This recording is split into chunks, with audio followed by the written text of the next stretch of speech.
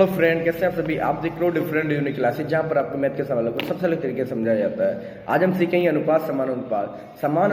अनुपात मैथ का बहुत ज़्यादा इजी टॉपिक है, इससे इजी तो टॉपिक कोई हो ही नहीं सकता है। दोस्तों आपको एक बात हमेशा याद रखना है, आपको मैथ का कोई भी टॉपिक आपको इजी ही बोलना पड़ेगा, क्योंकि जब आप उसको इजी बोलोगे, दुनिया को मीठा सुनना पसंद है। अगर आप उसे इजी बोलोगे तो आपको इजी लगेगा, अगर आप उसे हार्ड बोलोगे तो वो भी आपको फिर हार्ड लगने लगेगा।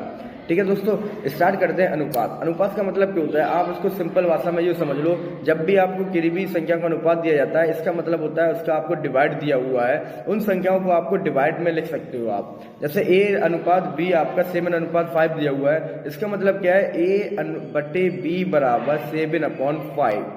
अब देख तो इसी तरीके से और भी आपको वैल्यू चेंज होती रहेंगी, तो आप उसकी जगह आपको सिर्फ डिवाइड करना है, बस सिंपल सा।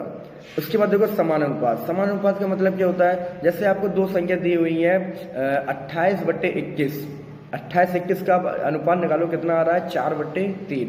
इसी तरीके से आपको एक और रेशियो दे दिया गया 8/6।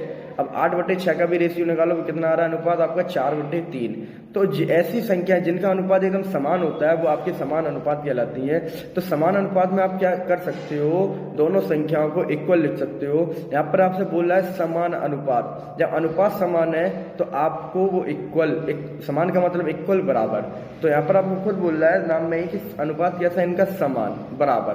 तो हम क्या करेंगे, a/b बराबर c/d।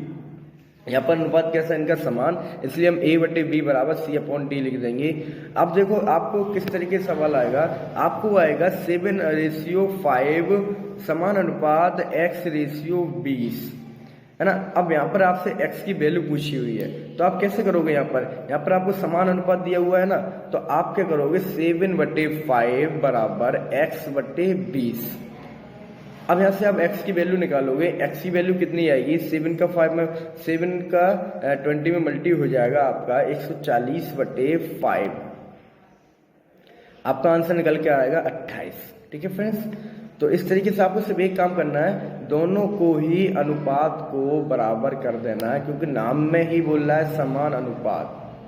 ठीक है, इसकी एक ट्रिक भी होती है, आपको फर्स्ट वाली संख्या का मल्टी लास्ट वाली संख्या में करना है, और मिडिल वाली संख्याओं को मल्टी मिडिल में जो आपके हैं उनमें करना है।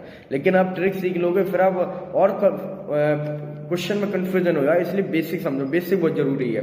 इसका मतलब क्या है, 7/5 समानुपात x/20। इसका मतलब है कि इनका जो रेशियो है वो कैसा है, समान है, क्योंकि बोल रहा है ना समान अनुपात है ये। जब समान अनुपात होगा तो रेशियो कैसे होगा, समान। तो हम कर देंगे 7/5 बराबर x/20। इसी तरीके से आप दूसरा सवाल देखो, यहाँ पर दे रहा है 5 रेशियो और आपसे पूछा है x की वैल्यू, और दिया हुआ है समान अनुपात है 3/15।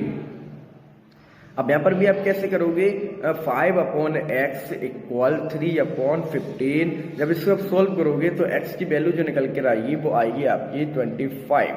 ठीक है फ्रेंड, तो आपको इस तरीके कोई भी क्वेश्चन दिया जाए आप कंफ्यूजन मत होना। जब अनुपात का दिया जाए तो आप समझ जाना आपको डिवाइड करना है, और जब आपको समान अनुपात का दिया जाए तो आपको डिवाइड को इक्वल कर देना है।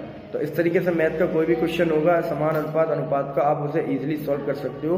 बहुत ही बेसिक से आपको समझाया है। आपसे इससे बेसिक से क्या होता है दोस्तों, आप फिर कभी भी अगर क्वेश्चन को थोड़ा घुमा भी दिया जाएगा तो आप उसका आंसर निकाल लोगे, क्योंकि आपको उसकी बेसिक समझ में आ गई है। अभी यहीं पर हम आपको फॉर्मूला ट्रिक बता देते तो आप ये क्वेश्चन तो कर लेते, अगर थोड़ा क्वेश्चन को घुमा दिया था फिर कंफ्यूजन हो जाते। पहले आप बेसिक समझो, उसके बाद फॉर्मूला ट्रिक अपने आप खुद बना लोगे। अब यहाँ पर आप खुद देखो ना, जैसे आपको 7/5 बराबर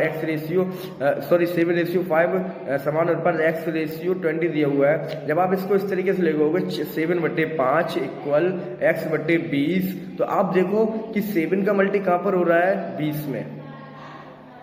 7 का मल्टी 20 में हो रहा है, और 5 का मल्टी कहाँ हो रहा है, x में। तो आपकी बन गई ना ट्रिक। तो ट्रिक फॉर्मूला ऐसे ही बनते हैं, और आप बेसिक से समझोगे तो आपको ट्रिक और फॉर्मूला हमेशा अगर भूल याद भी रहेंगे, अगर आप कभी भूल भी जाओगे तो आप उसे इजीली बना भी पाओगे। तो दोस्तों कभी भी आप मैथ के क्वेश्चन समझो, बहुत ही बेसिक से समझा करो, उसकी बेसिक बहुत जरूरी है, क्योंकि बेसिक समझने से आपको होगा क्या, आप उसके कभी भी क्वेश्चन में कन्फ्यूजन नहीं होगी। ठीक है फ्रेंड्स, तो इस तरीके से आप अच्छे से पढ़ो, समझो।